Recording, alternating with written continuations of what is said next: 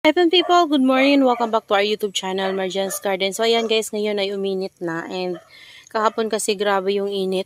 Sobrang init kahapon and makulimlim din. So ayan, kahapon naisipan ko guys ikat yung aking mga purple delight kasi nakalbo-kalbo guys yung iba natin na purple delight. Inapakan ng pusa. So pumunta dito yung pusa. Inapakan niya. Ito nga guys sa bawasan ng isang dahon. So ayan na siya oh. Ayan, yung ating variegated. So, ginawa ko na lang, kinat ko na lang guys para makapag-propagate ulit tayo ng Purple Delight. So, ayan, pati itong ating napakakapal na Purple Delight. So, kinat ko na din. Yan, kinuhanan ko siya ng leaves last time and then kahapon naisipan ko siyang katan. Kinuha ko yung ibang matatangkad na para maipropagate ko. So, ayan. Nandito yung mga kinat natin. Yan, ini-air dry ko muna para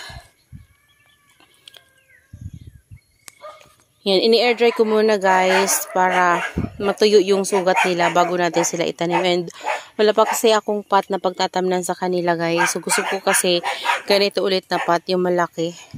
Yan. And nag-ano din ako kahapon, nagtanim ako ng mga babies ng ating mga succulents na pinropagate ko before. So, ayan, napakarami ko guys na tanim. Ayan yung ating RC. Ayan o. So, meron tayong 3 pots. Ayan sila. Kita nyo ba guys? Ayan yung mga natanim ko na RC.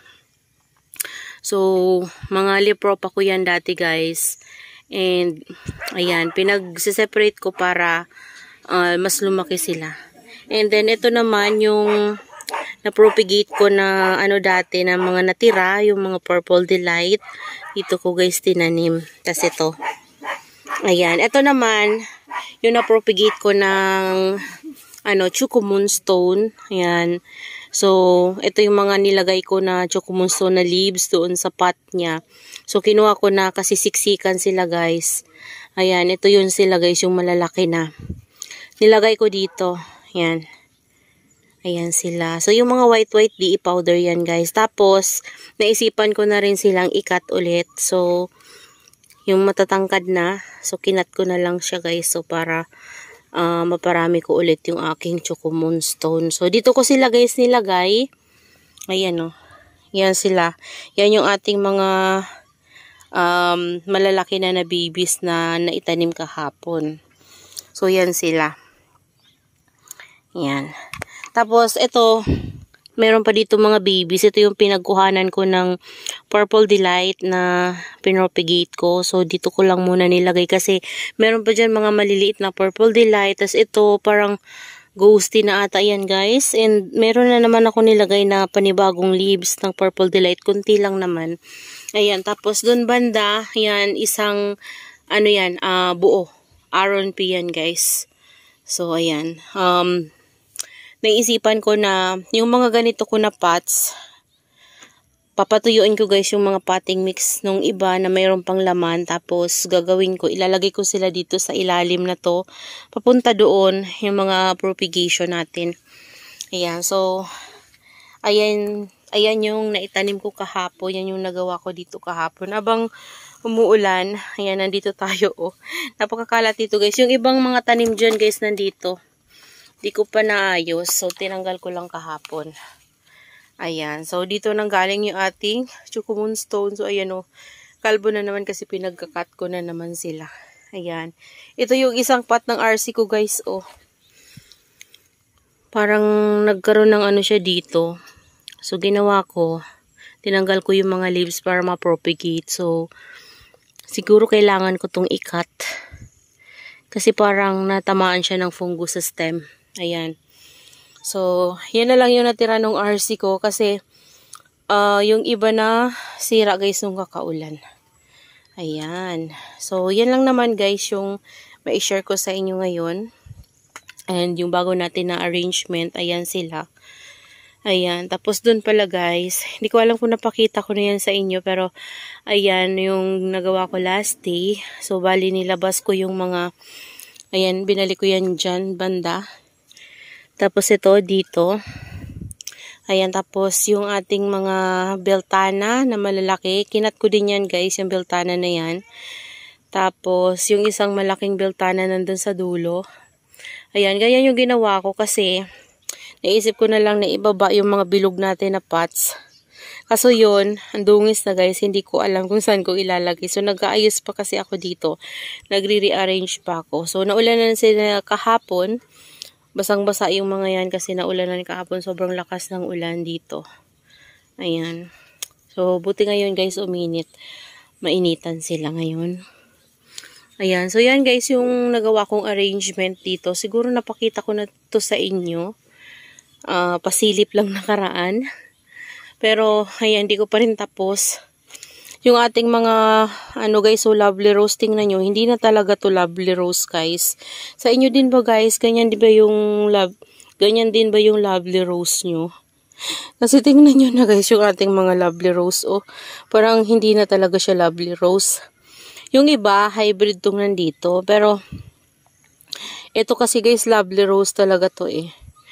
Ayan, yung dun banda sa dulo na yon, yun, hybrid. Pero ito yung lovely rose to, yung nagtitrail. Ayan.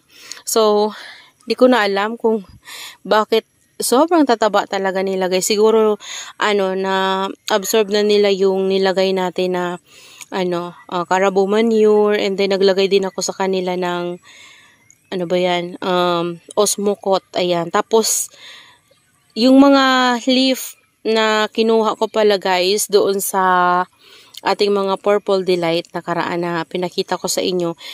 Dito lang din guys nilagay ko sa mga pots natin. Ayan, kasi kapag nilagay ko sila guys sa separate pot, napapabayaan ko rin. So, kapag ganito, ayan, tingnan nyo. Oh. Pati yung mga lovely rose na kinuha ko, ayan, and then yung hybrid na mga kinuha kong leaves yan para makahinga siya. Tingnan nyo naman guys, so tingnan nyo. Oh. Di ba mayroon yung vacant nung kinuhanan natin ng mga leaves. Pero ngayon, na naman puno na naman siya. Ayan. So, dyan ko lang din guys nilagay yun. Lahat ng pots na yan, pinaglalagyan ko ng Purple Delight and then Lovely Rose and Hybrid Lovely Rose na leaves. Ayan. Tapos yung mga Mendoza natin na mga ginawang propagation. Ayan. Tinidilig ko na yan sila guys. Okay na yan sila. Buhay na. Ayan, no.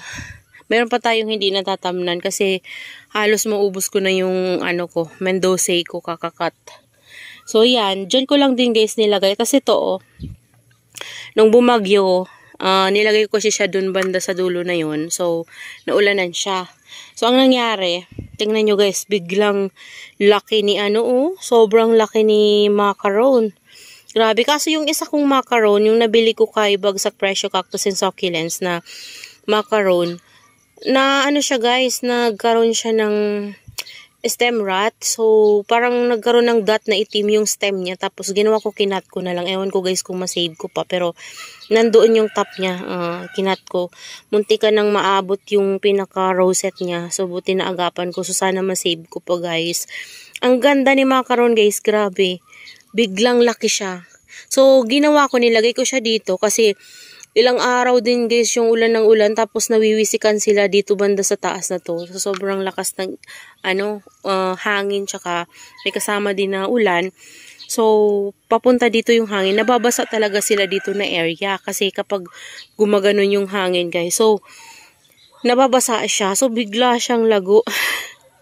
Ayan, kinuha ko na siya kasi parang nakita ko na nagkakaroon na ng crack. Ibig sabihin kasi nun guys, overwater na yung ating succulents kapag nagkakaroon na ng crack sa leaves. So, kapag napapansin yung may crack na, yung ganito niya, yan, kunyari ganyan, nagkakaroon na siya ng crack, ibig sabihin na susobrahan na siya sa water. Kaya, binaba ko na siya dito. Kasi dito na banda na area, hindi dito na wisika ng tubig. So, dyan lang sa top. Pero yung mga dito, hindi din. Nababasa yung mga dyan, pero hindi. Lang guys, parang wisik-wisik lang. Ayan, tingnan nyo guys yung Murasaki natin, no? Sobrang laki, sobrang ganda. Ang ganda talaga guys ni Murasaki. Parang siyang super bomb na. Ayan. Yung ating variegated na super bomb. Ayan, no. Bumabalik na din yung niya guys. Variegated sa leaves. Ayan. So, yun lang muna guys. Share ko lang sa inyo yung ginawa natin dito sa ating garden. So, yesterday, ayan, nag-propagate nga ako ng ating Chocomoonstone and then yung mga na buhay natin ng mga leaf propagation. Tinanim ko na sa mga pot na to, nasa sa ilalim. Ang dami nila. Ayan o. Sobrang dami nila guys. Yan. O, diba? Tapos yung mga purple delight na yan guys, kapag nakabili tayo ng pot na white na ganun, itatanim ko na rin yan guys. So tingnan nyo. Diba ang dami ng mga na-propagate natin. So paunti-unti yung mga pinopropagate ulit natin ng mga bagong leaves. And then yung iba natin na cuttings. Ayan, papantayin ko yung ilalim na yan. Kahapon nagtanggal ako ng mga damo-damo. So hindi ko pa nauubos. Yan, habang naglalagay kasi ako guys, nililinis ko. So, ayan, pupunuin natin yan guys. Kasi marami tayong mga ganito na pots. So, ayan, dyan natin yun ilalagay sa mga propagation natin. Kasi dyan sa ilalim na yan guys, lalaki sila dyan. Kasi kapag umulan, malakas at mahangin din, nababasa sila dyan na banda na area. So, makalimutan ko man sila guys, tiligan, mababasa sila dyan. So, mapupuno natin yan ng propagation dyan. Tapos kapag uminit man, maliliwanagan sila dyan pero hindi sila masa-sunburn. So maganda yung area na yan para sa kanila. Dito kasi sobrang ano na dito guys eh. Sobrang lilim na. So dito banda, masisinagan sila ng araw. Lalo na kapag bumaba na guys yung araw. So yun na lang muna guys. That's all for today's video. Yan, sana ay nag-enjoy kayo sa inyong panonood. At ayan, sana okay kayo sa panahon ngayon guys na maraming bagyong dumarating. At ayan, maraming salamat po sa inyong panunood and see you on my next vlog. Happy gardening everyone! Bye-bye!